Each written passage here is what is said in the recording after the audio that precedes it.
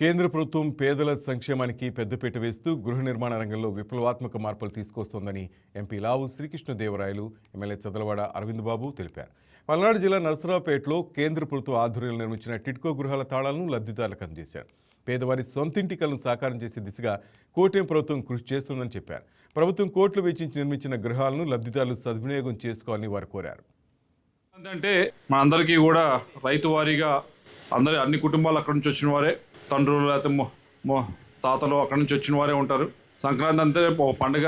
ఆ పండుగకి కొత్తగా ఇంకోటి ఈరోజు ఏదైతే టిడ్కో ఇల్లు మీకు ఇస్తూ ఆ వాతావరణాన్ని మరింతగా బలోపేతం చేయటం అనుకోవాలో, లేకపోతే ఇంకా వాతావరణాన్ని పెంచే కార్యక్రమం చేయటం అనుకోవాలో, సంక్రాంతి సంబరాల్లో భాగంగా ఈరోజు ఈ టిడ్కో ఇలా పట్టాలు ఇచ్చే కార్యక్రమం చేపట్టడం జరుగుతూ ఉంది.